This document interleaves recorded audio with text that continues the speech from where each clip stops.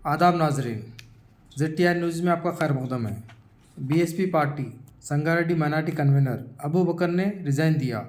इस सिलसिले में MD ज़ुबैर ने प्रेस मीट की, मज़ीद तफसीलात से वाकिफ़ करवाया। नहीं आए तो लिहाजा उसके बाद मैंने उनको मशवरा दिया और हमने उनके सामने तजवीज़ की।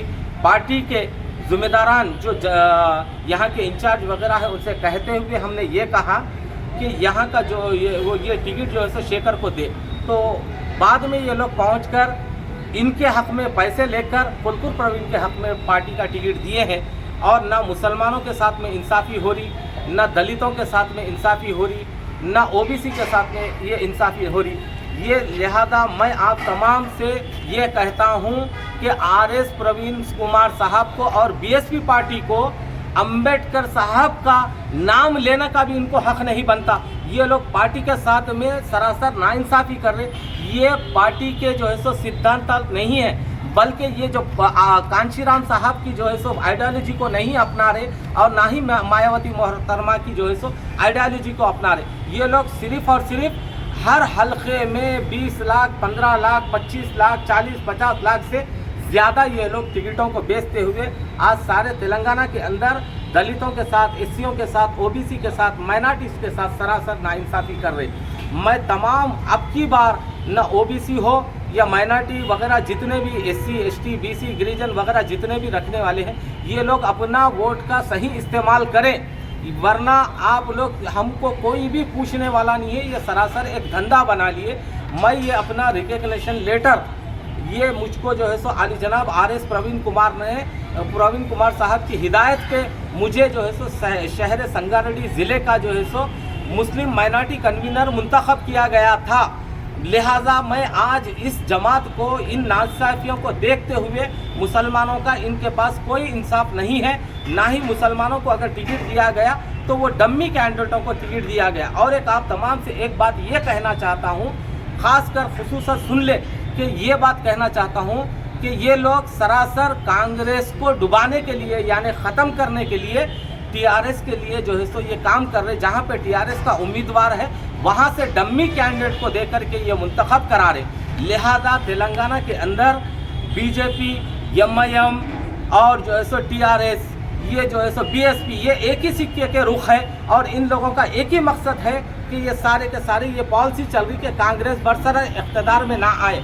मुझे कांग्रेस से उससे इससे मैं मतलब नहीं रखता, मगर बात ये है कि इनकी पॉलिसी ये है कि TRS की बातों को सुनते हुए ये लोग ये करना चाह रहे कि TRS को जिताने का इनका ये मंशा है। और ये ख़ासकर खुसूसन ये 4 सियासी जमातें, मजलिस ख़ासकर और दूसरा ख़ासकर जो है सो BJP, TRS, BJP, ये पूरे तमाम एक ही है। लिहाजा मैं आप तमाम से ये कहना चाहता हूँ कि आप लोग जो है सो इन बातों पे तवज्जो ना दें।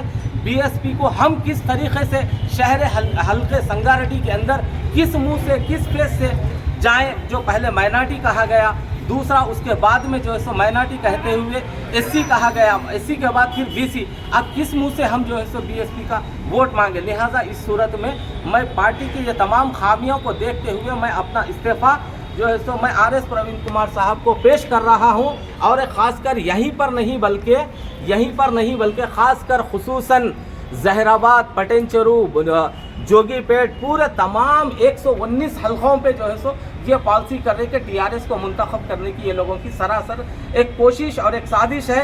लिहाजा मैं ये तमाम चीज़ों मैं मोहम्मद ज़ुबैर, डिस्ट्रिक्ट कन्वीनर अबू बकर साहब जो है सो उन्हें तकरीबन 6 महीने से यही कहा जा रहा था कि डिस्ट्रिक्ट के अंदर, संगारेड्डी के अंदर MLA कैंडिडेट माइनॉरिटी दिया जाएगा।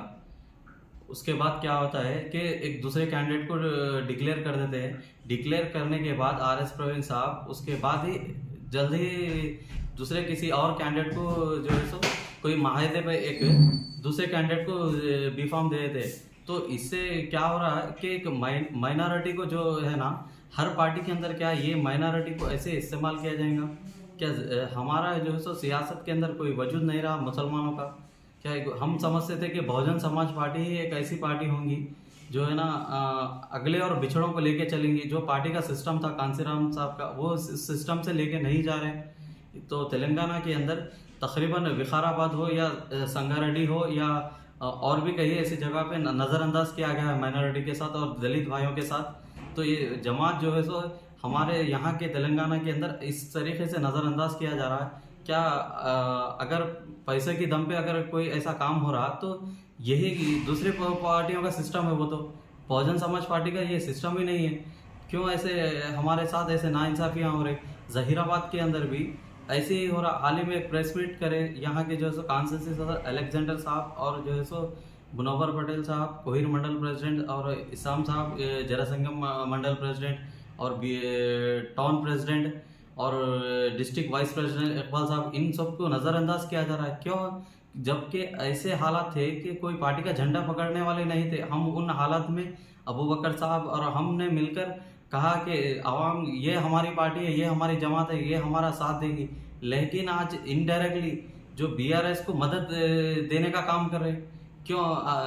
क्यों इस पार्टी के अंदर रह के हम जो इनके सिस्टम को मान के हम इनके तरीके को मान के हमने इस झंडे को पकड़ के काम किया। क्यों ऐसा हमारे साथ नाइंसाफ़ी हो रही?